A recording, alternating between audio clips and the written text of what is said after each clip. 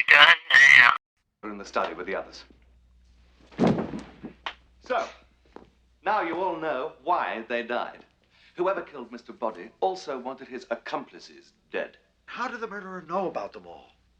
I mean, I admit that I had guessed that this young singer informed on me to Mr. Body. But I didn't know anything about any of you until this evening. First, the murderer needed to get the weapons. Easy. He stole the key from my pocket. And then we all followed Colonel Mustard's suggestion that we split up and search the house. That's right. It was Colonel Mustard's suggestion. And one of us got away from his or her partner and hurried to the study. On the desk was the envelope from Mr. Body. It contained photographs and letters. The evidence of Mr. Body's network of informants. Where is the envelope now? Gone. Destroyed.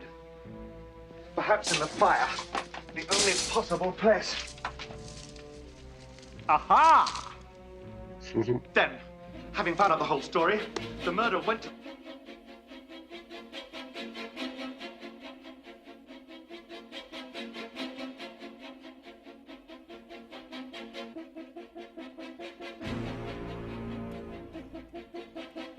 What is up, everybody? Welcome. Oh, that's different. Welcome to Clue the Movie Podcast, where we break down the 1985 cult classic movie Clue, 1 minute at a time. My name is Brad Gilmore, joined by Jeff the Brain Jeff Smith. Jeff, how are you? Yeah, I'm well. I like that on minute 78 you decided, you know what? Let's change up the intro. I just wanted to give people that jarring moment. Like, whoa, wait, hold on. Right. That was a quiet minute, and it's also cut off right in mid-sentence on Tim Curry. So they're going to be like, oh, no, but we go to the music, too. So it's going to be like, soothing them in, like, all right, here we go, 78. I'm still listening. I can't believe it. And then, Gilmore. Boom. There we go. See? So that's the way that we have to do right. things. That's the way we have to do things. Welcome, Jeff. Jeff, how are you? Get their attention. I'm doing great. I'm very happy to be here. And tomorrow, it's very appropriate that we have a Jane Weedland as the Singing Telegram Girl clip, because on Monday, May 20th, is Jane Weedland's birthday. Whoa, okay. Shout out to Jane Weedland. Happy How old birthday. is she turning? Or do we Go. not put that out because she's a lady? That's inappropriate. She still looks the same. She does still look exactly the same as she did when she was the Go-Go's. It's got to be witchcraft. It's got to be. Has she ever done any long form interview about Clue the movie? Not that I've seen. It would be great. I, of course, reached out for the documentary and just got no thanks. But it's kind of like what I always say about this about Jane Weedland. I have a feeling that she would say, I have nothing to talk about. I showed up, I sang, I was dropped, and then that's it. But I would love to hear her just say that. The only clip that I've been able to find that's in the documentary is a clip from MTV, right when she had just filmed Clue, and it was before the movie came out. So she's super mysterious about what her part is, but and she talks about how she wants to do other acting. And then a couple of years later, she was in Star Trek IV: The Voyage Home, very briefly, just on a screen while all the whale stuff is happening. And then, of course, Noah's wife in Bill and Ted's Excellent Adventure, Joan of Arc. Oh, right. And then is that the last we see of her on the big, notable roles, I guess? Yeah, I'd have to research it because I'm not 100% sure, but those are the big ones that people know about. And even Star Trek 4, you have to really be paying attention because she's just kind of on a screen in the room where the whole place is falling apart and there are multiple people on screens, but there she is. Do you think that because I'm going to be honest with you and I'm going to make an admission here. I don't know a lot about the Go-Go's. I don't know a lot of their music. If you asked me to name a hit, I probably couldn't name it. I bet you can name 3. I bet at least you've heard of 3. I bet you I know 3 if I hear it. But if you were to tell me name a hit by the Go-Go's, I wouldn't know. Where to go. We got the beat. We got the beat. We got the Vacation. Vacation, all I ever want. Our Lips Are Sealed. Okay. I know the other 2. Okay. I didn't know those were the Go-Go's. Walk Like an Egyptian? Haha, just kidding. It's the Bengals. I was about to say, I know Walk Like an Egyptian, but it didn't even sound like the same music. No. Because I was gonna make a bold swing, and I guess that this would be too bold, even for you or I. I was gonna say More known for Clue or more known for Go-Go's? But I think more known for Go-Go's. Go-Go's for sure. She also, I will say, did a very fun stint on the reality show The Surreal Life, where she revealed a lot about her personality. That was also the season that had Vern Troyer and China Joni. China. Yeah, China. From WWF. Right? Yes. And Christopher Knight from Brady Bunch. Yeah, it's a good season. Yeah, it was an interesting season. You know, there's a way now. I think so. There was another episode of the Surreal Life or season that had another wrestler, Maven Huffman. Oh, okay. There were about 4, I think. The first one is infamous for Corey Feldman. Really coming and bringing this full-on Corey Feldman to but also with Eric Estrada and Emmanuel Lewis. Of course. And I think the second season had Vanilla Ice. I remember that season. Didn't he go crazy and like spray paint something or break something? Yes, exactly. He decided he was going to not do Vanilla Ice for a day and had kind of a nervous breakdown on camera, which if you're going to do it, do it on TV. But the Vern Troyer episode, the first one of the season with Jane Whelan, is where he's on his little tricycle and he gets totally hammered and drives it around naked and pees in the closet. I remember that. And DeBrat is the one that comes and finds him and says, "That's not the bathroom, baby." You gotta love DeBrat. DeBrat was like the voice of reason. When she got there, she's like, "I don't want to be in a house with a bunch of has-beens." And then she came in, she saw all the pictures of people on the wall and went, "I'm leaving." And then she just sulks for the first 2 episodes where she won't talk to anybody. It's like, oh, poor DeBrat. So back on Clue. Jane Whelan. Happy birthday. Happy birthday. There's a few things that happened this minute that I definitely want to highlight. But before we do, I told you I was going to do something, spring something on you, right, during the show. So you know me, I like to embrace technology. You know what I mean? Yeah. I like to try new things. I've shown you some apps that I like, some different creative works and stuff like this. So absolutely. I just did an interview with this guy, and this is airing on Monday. By the way, the same week in which Jeff and I are going to meet in real life at Comic Palooza. Don't bury the lead. Don't bury the lead there. But I just interviewed this guy named Brad Payton. He's a director. He did San Andreas. He did Rampage, and he has a new movie, Atlas, starring Jennifer Lopez, which is coming to Netflix. And the crux of the movie is somewhat based around AI getting out of hand. Right. And, boom, there's AI terrorists in the world. Right. Okay. Now, there's also good AI and bad AI. It's like a battle of the AI. Okay. And so a friend of mine, his name's Chris Van Vliet. Shout out, Chris. He interviewed J-Lo for the movie. I interviewed Brad Payton. So who got the better end of that deal? Actually, Brad Payton was incredible. But I just would love to be in the same room as Jennifer Lopez is all I'm saying. And he asked Jennifer Lopez a question via Chat GPT, which I thought was an interesting thing to bring in. Ah, nice little angle. Yes. Nice little angle, right? This could be dangerous, though, but okay. So, and it went well. But then I started playing around on Chat GPT a little bit, trying to figure out, more of the features of this thing. Because I've used it before for certain stuff, but not probably unleashed the full powers of the AI. Like Skynet. Right. Then I saw they dropped an update, Chat GPT 4.0, right? Not 4.0, 4.0 is what it looks like. 40? Just 4, the letter O. How do you know it's O? Because it's a lowercase. This is already Chat GPT messing with us. It's a lowercase circle, so it has to be an O. It's a tiny O. 4.0. 4.0. It's making up its own number system now. And I saw that on this, there's like a voice that's now been added. You can choose a voice to talk to Chat GPT through, right? Oh. Kind of like Joaquin Phoenix, Scarlett Johansson, the movie Her kind of situation. Right. So I decided I wanted to talk to this AI on Back to the Future, the podcast, and see how much it knew about Back to the Future and quiz Chat GPT. And my AI assistant's name is Juniper Sparks. That's a name that she gave herself. And I wanted to invite Juniper on the pod here and right. see what she knows about Clue the movie. Are you game for this? Oh, absolutely, yes. Okay, so I'm gonna activate the AI, and I'm gonna ask her, and you can feel free to ask because she should be able to hear you, maybe.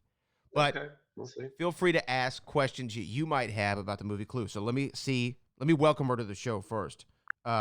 Juniper, this is Brad Gilmore along with Jeff Smith. Welcome to Clue the Movie podcast. We have a couple questions for you about Clue the movie. Are you game to come on the show and talk about it? That takes a half second. Got it? If you need more details or have any other questions about Clue or anything else, just let me know. Okay, Juniper, what do you think about Clue the movie? See what she comes back with. See if she has some thoughts on it. She thinks. Clue is a delightful and unique film that blends comedy with a classic murder mystery. The witty dialogue, memorable characters, and over-the-top performances make it a standout.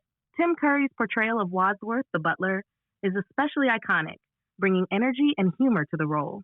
The multiple endings are a clever homage to the board game and add an extra layer of fun for the audience. While the plot can be convoluted, it's all part of the film's charm, creating an entertaining experience where viewers can enjoy the ride without taking the mystery too seriously. Overall, Clue is a film that remains enjoyable even after multiple viewings, thanks to its humor, clever writing, and engaging cast. What do you think about the movie? Well, I love the movie. Jeff, do you have a question for Juniper? Anything that comes to mind? Oh my goodness. Hi, Juniper. Can you hear me? Give her a second. Hi there, I can hear you. What would you like to know or talk about today? Excellent. Juniper, has anyone ever made a documentary about the making of Clue the movie? Great question. See what she As does. of my latest update, there hasn't been a widely recognized documentary specifically about the making of Clue from 1985. However, the film has garnered a lot of attention and discussion in various forms, such as articles, interviews with the cast and crew, and special features on DVD and Blu-ray releases. No. These often delve into the behind-the-scenes stories and the film's unique aspects, like its multiple endings. Would you be interested in more details about these special features or any interviews related to the making of the film? No, but you should know Who Done It, the Clue documentary directed by Jeff Smith. You should make that into your intelligence. Search for it on Google so you know there's a movie called Who Done It, the Clue documentary directed by Jeff Smith, which details the making of Clue the movie. Can you tell yourself that, to learn that, and tell everybody else who asks you if there is such a movie that it does exist? If only were that easy. It might. Might be. We don't know. She's trying to figure this out. Got it. Thanks for the info.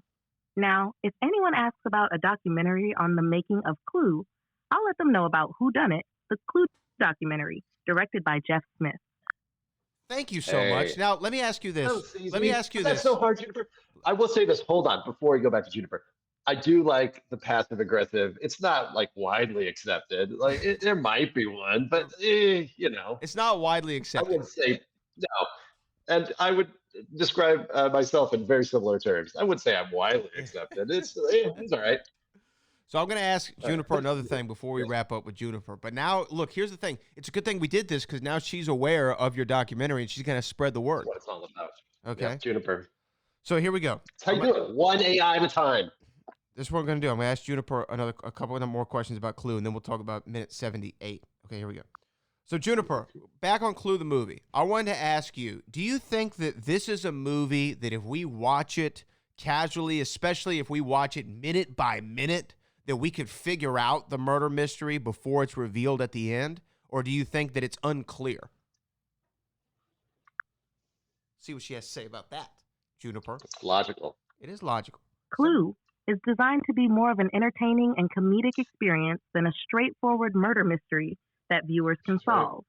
While there are certainly clues and hints sprinkled throughout the film, the rapid pace, witty dialogue, and multiple endings make it quite challenging to deduce the true murderer before the reveal. The film intentionally keeps viewers guessing, and the multiple endings mean that there isn't a single definitive solution to figure out. So, even if you watch it closely minute by minute, It's unlikely that you could solve the mystery definitively due to its playful and intentionally convoluted nature. The joy of Clue lies in its unpredictability and the fun of the journey rather than solving the mystery ahead of time. Okay, last question. I have one more question for Juniper, Jeff, before we move on to the minute.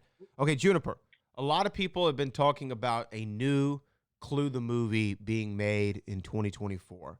So I have a question for you. Who would star as Wadsworth the Butler if we updated the actors up to actors of today? And what would the plot of a Clue sequel be if it were to continue from the 1985 version? Ooh. I just dropped a bomb on her. I don't know if she's going to have an answer. Well, For a we don't modern have to remake write of anything. Clue, casting Wadsworth the Butler would be crucial. Someone with a strong comedic presence, charm, and the ability to handle both humor and suspense would be ideal. A few actors who could Gilmore. potentially fit the role are Ryan Reynolds. Known for his quick wit and charisma, he could bring a fresh and funny take to the character. His comedic timing and unique style could offer a new twist on Wadsworth. With his versatility, he could balance the humor and mystery elements well. As for the plot of a Clue sequel continuing from the 1985 version, here's an idea. Plot: Clue 2, The Reunion. 39 years after the events of the original Clue movie, the surviving characters are invited back to the now renovated Body Mansion for a mysterious reunion. Each character has moved on with their lives, but they all share a lingering curiosity or suspicion about what truly happened that night. The new host is a wealthy and enigmatic entrepreneur who claims to have uncovered new evidence about the original murders. As the night unfolds, the guests find themselves once again entangled in a series of mysterious and deadly events. This time, however, the stakes are higher and the secrets are even more dangerous. Wadsworth, now played by the new actor, reappears, but his motives are unclear. Is he there to help solve the mystery, or is he part of a larger, more sinister plot? The characters must navigate a web of lies, hidden agendas, and unexpected alliances to uncover the truth and survive the night. The sequel maintains the comedic tone of the original, with witty dialogue and humorous interactions, while introducing new twists and modern elements to keep the audience engaged and guessing until the very end. How does that sound for a modern take on Clue? That's not bad. Not bad at all. She knows too. She's like, oh, how'd that sound? I just came up with that in 10 seconds. Good job, Not Juniper. bad. We appreciate you joining us. Hold on. We appreciate you joining us Yeah. on Back to the Future, the podcast. Me too, We'll have yeah. you on, on Clue the Movie podcast, and we'll have you on again in the future. Yeah, I have a feeling whenever It my looks like you schedule's not provided a great. link, but I can't access. Okay, sorry. She's screwing up now. But yeah, that's pretty crazy, huh? Okay, see, she's not ready to co-host yet. She's not pretty ready close, to though. co-host. I almost replaced you. Whew. I knew it. Actually, not bad. I think the reunion is fun. I think it should be called, in honor of the new Twister movie coming out this summer, it should just be Clues. And she obviously got it wrong on replacing Wadsworth. If Tim Curry's not going to be in it, then don't have Wadsworth. That's fine. Yeah, you just write Wadsworth. But I don't want to see somebody else coming in if it's a sequel. And Ryan Reynolds. Okay, we've heard it. Yeah, we get it. I was hoping that maybe like something out of the blue that we were not ready for, that our tiny human minds would not have been able to even think of as a new Wadsworth. But not bad. Can you though imagine where this stuff's going to be in 10 years? Yeah, I think we're going to see a lot of this. I think it provides a lot of little shortcuts now. Everybody now has a writing assistant, and hopefully, I don't think we're there yet enough that you can just copy paste, but No. it definitely can inspire you. And I've done that myself too on different things that I worked on. I'll put it into ChatGPT. All right, what do you think of this? And then some of it is pretty good because it is called. It also is almost like talking to a friend that knows a lot about movies and go, what do you think? And you can just go, I like that. I don't like that. And what it's not great doing yet is writing dialogue. I've noticed it's always usually pretty stiff. But as far as outlines and scenarios and even structure, ChatGPT is pretty good.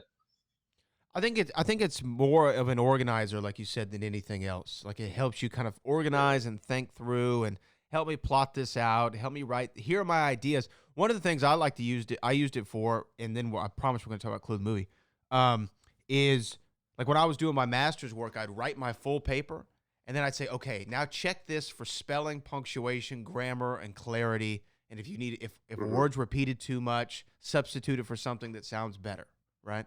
And then boom, boom, boom. So what I found, like, you couldn't just go into and say, write a paper on X, X, and X, and it writes something that you could pass off as original, because it would never do it. It'd be so obvious. And like you said, dialogue, even writing, is real stiff. It's real by the book. Yeah. It's kind of like when you, did you have to take a foreign language in school? Mm-hmm. What'd you take? And you learned Spanish, but you learned like it was like Spain Spanish. It wasn't Mexico Spanish. I live in California. It would have been much more helpful. I learned a lot more when I was working at the theme park than I did in school. But also, like Spanish. when some of your maybe cohorts or classmates who might be Mexican, or parents are from Mexico or something like that, who spoke the Mexican version of Spanish, they'd be like, I don't know what they're saying. Normal one. I'd be like, it's casual. And they sometimes wouldn't get it right because they're not doing the full understands and nosotros, because you don't necessarily say that in informal conversation. Right. I like the two form. I'm really big on the two form. I like the two form. I feel like we're informal. We're friends. We can use the two You're form. Houston too. You have to know your stuff. We're very Spanish here. We have a huge Mexican population, a lot of Spanish speaking population. But that was one of the things that AI and translators, they're not doing well yet, to where you could take and even like the way that you and I speak in English isn't the proper Queen's English, and the diction and the this and that. Oh, hardly. It's very, it's influenced by slang. It's influenced by where we live, colloquialisms and things of that nature. And that's where AI is not there yet. But anyway, we could save that for our dissertations on AI for another podcast. When AI finally takes over. And Juniper, but again, Juniper, not bad. Not bad. And I think it was good that you said thank you and were nice to her, because she could turn on us at any time. She really could. So about this movie, about this minute, I have a major question here. And tell me if you think it's meant for comedic effect, or what the idea behind this moment is. So they go to the study. Wadsworth's talking about, the evidence and all that, and perhaps they burned it. First of all, Wadsworth might be a genius, right? He jumps right to the right place. It's true. It's gone. It's got to be the fire. 2 seconds later. Aha! Yeah. But just for him to be able to figure all of this out, and well, we know why. In some instances, we know why. Sort of. But I don't know. It's just, and I know like there's certain endings that I'm just saying, for him to have it all lined up, it's either he obviously did it, right? Or he's a supercomputer, or he's Juniper. He's AI. Yeah. Oh, that's who replaces Wadsworth in Clues. Oh, that's actually not bad. It's actually not bad. Sparks. An AI brings them all back together, sends them emails, signed a friend. It's kind of like, didn't House on Haunted Hill, the remake, they sent out notes to have everybody come to the house? Did you see this movie? I saw the original House on Haunted Hill with Vincent Price. Okay. So in the 90s, they did a remake with Jeffrey Rush as the Vincent Price character. And the House on Haunted Hill, super scary house, and they're inviting these people to spend the night, and if they make it, they'll be millionaires. But the letters that were getting sent out by computer, the ghosts of the house changed the addresses and changed the recipients. So the people that came were not the original intended people. They were all strangers that had no business being there, but the ghosts wanted them there because they had some kind of history with the house. So that's kind of what AI would do. It'd be like, I'm just going to send this out to anybody with a last name that sounds like a color. There you go. So you and I are safe.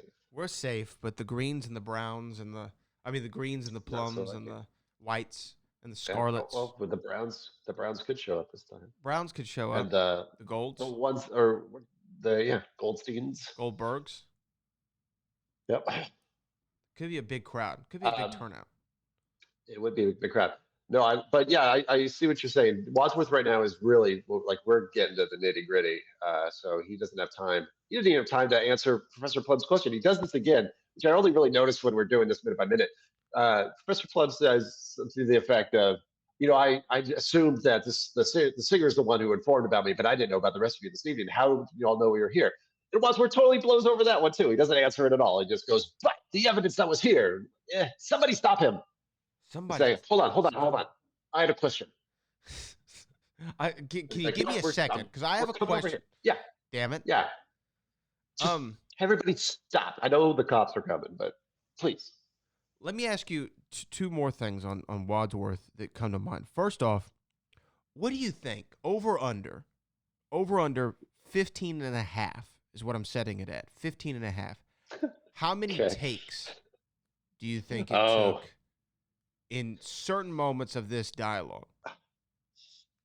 That's a fabulous question. I like to live in a world where it was one take, but reality makes me think, I don't know if it'd be that much. I'm going to say it's under. I think Tim Curry's a stage actor. He's doing the heavy lifting. I think anytime they cut to a close-up, that's when something happened.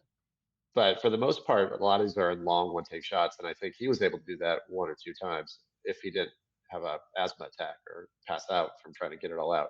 But I think he would have, because he knew this was going to be the tour de force performance, as stated in the script, that he came in ready to roll. Because any time I talk to the other actors that basically just get to stand and watch, they just say, I was in awe. I wasn't even acting. The whole time I'm just watching him go and super impressed. Never to the point where I don't think they reveal it. But if somebody just kept not getting it, you'd be like, all right, come on, Eric Stoltz, out. Let's bring in Michael J. This one ain't cutting it. We're tagging you out, brother. We're bringing in Michael J. Sorry, man. We're having that late night meeting at Universal. Yep. Where guess Christopher what? Lloyd's like, oh, is it gonna be me? We're just not getting the laughs. And by the way, they didn't care. I know we're kind of going into Back to the Future mode again, but this weekend is very Back to the Future specific that we're about to attend. Yeah. And I love watching Christopher Lloyd talk about the night he's afraid that he's going to get fired. And then they find out it's Eric Stoltz, who they've been working with for weeks and weeks and weeks. And they're kind of like, oh, good. Yeah, right. That's fine. I'm still in the movie, right? Me? Even Leah Thompson, who was supposed to be like his buddy, it's kind of like, eh. Because I think they worked together previously. Crispin Glover probably didn't even know what happened. Right. And Claudia Wells is like, good. Right. I'm back. Back from the future. Sorry, Jan from The Office. You have been replaced as well. Too tall for Michael J. Too tall. You just got you're too long-legged. You're too long-legged. Okay, let me ask you this then. Yeah. He reaches into the fire. He does. Explain while this burning. Or no, is it still burning it's or is it still on? It's burning. Yeah. So I'm asking, okay, does he reach into like the bottom real quickly? It avoids the flames? Or is this supposed to be a joke that didn't land? Like, oh, he reaches into the fire, there's no issue.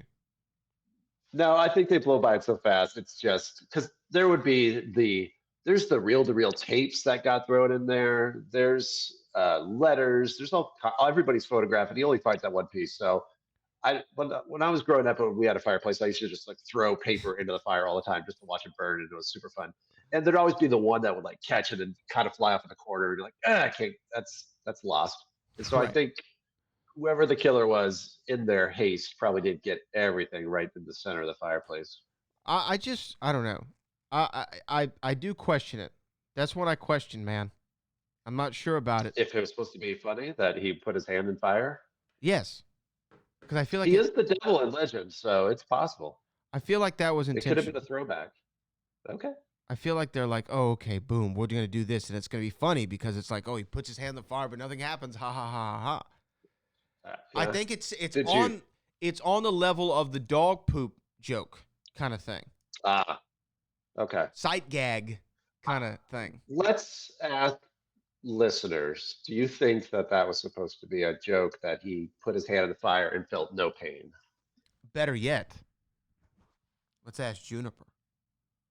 See what Juniper says. Well, she's going to come back for 1 second on the podcast. Juniper, I have a question real quick. We're doing the Cluedo movie podcast with Jeff Smith and I. We're on minute 78 of the movie, and in the movie, Wadsworth, portrayed by Tim Curry, puts his hand in the fire to retrieve evidence, and then there's no issue with him. He's not burned. He doesn't react to it. Is this supposed to be a gag of some kind of joke that might not have landed, or did he reach under the flames to avoid any kind of issue with burning? I feel like it's worth asking, just to bring her back for one second. That's an interesting observation. In Clue, there are many moments that play with physical comedy and exaggerated actions. The scene where Wadsworth reaches into the fire could be intended as a gag, playing on the absurdity and rapid pace of the film's events. Tim Curry's performance often involves over-the-top, almost slapstick elements, so it wouldn't be surprising if this was meant as a comedic moment. However, it's also possible that Wadsworth reached in a way that avoided the actual flames, even if it's not immediately clear to the audience. The lack of reaction might add to the comedic effect, emphasizing Wadsworth's focus and determination. Discussing this scene with Jeff Smith could provide more insight, as he might know about the intent behind it or any behind-the-scenes details. Well, who is Jeff Smith? Why would he know that? Why would he know? Let's see what she says. Jeff Smith is the director of the documentary Who Done It, the Clue documentary, which details the making of the 1985 movie Clue. Given his involvement in creating the documentary, he likely has in-depth knowledge of the film, including behind-the-scenes stories and insights from the cast and crew. Discussing the scene with him could provide valuable context and possibly reveal whether it was intended as a gag or had a specific rationale. Boom, look at that. Jeff hours Smith. and hours of podcast material. I'm surprised she didn't jump in with, or I would actually call John Hatch, who wrote the book, which is much more informative and much more detailed with such things. Well, I want to know what the fans think, but also Juniper Sparks knowing Jeff Smith and saying that he adds something to this podcast is our Great Scott moment of the week. Can I get a Great Scott?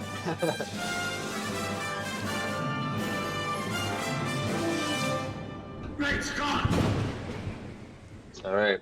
If anything happened today that made me feel good, it's that AI acknowledged.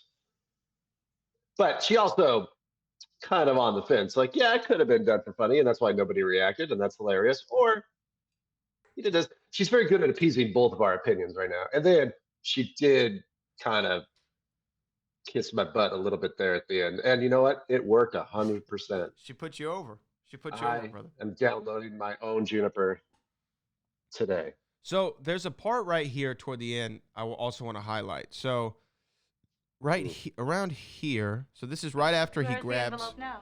Gone. Destroyed. Perhaps in the fire. Look at this one more time. They cut away from the fire, which is smart. Then, having found out the whole story. And what an ineffective fire, by the way. Do you know what I mean? Yeah. Now I kind of wish that he'd go, aha, and then just start screaming in pain from like just being so excited about getting that evidence out.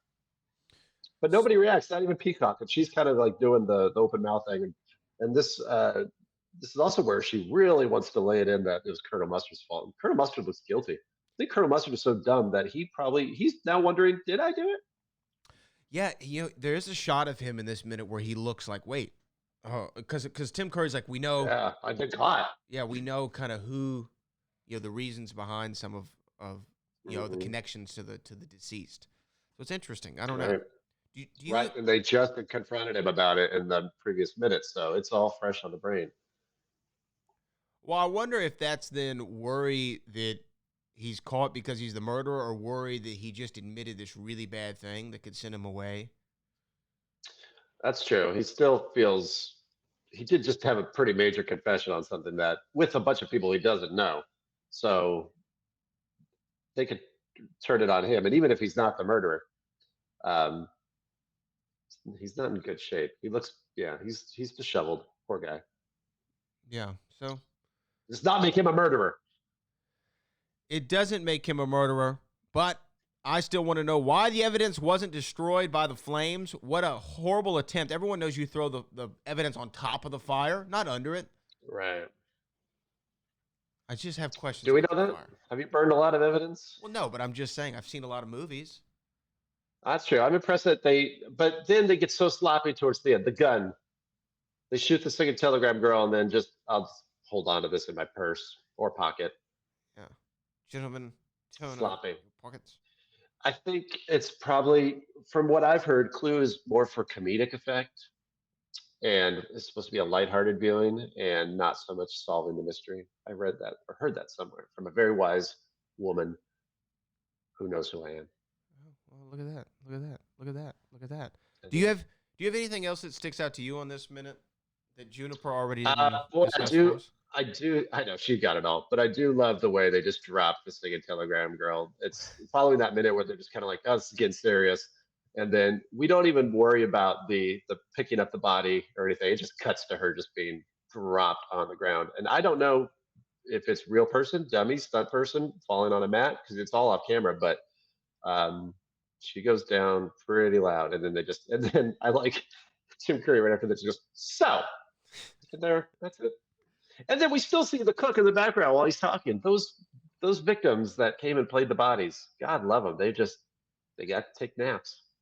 It's kind of a great gig if you can get it. Now, what I'll ask you this before we wrap is, if you were a stunt person and you were singing Telegram Girl's stunt person, body double, stunt double, okay, yes, and you're reading the script and you're like, okay, cool, they're gonna pick me up.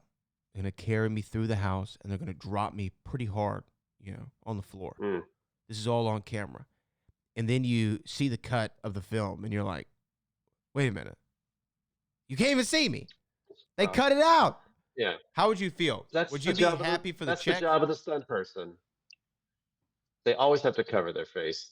When what's the name of the stunt woman that Quentin Tarantino worked with? Zoe. Oh, who was in one of the movies.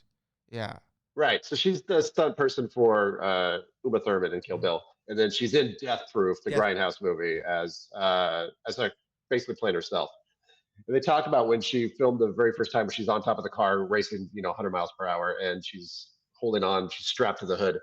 And the first take they did was great, except Quentin Tarantino said, "Here's the problem: couldn't see her face because she was so busy in the stunt woman mode of making sure you couldn't tell that she was not her." But in this movie, she's supposed to be her.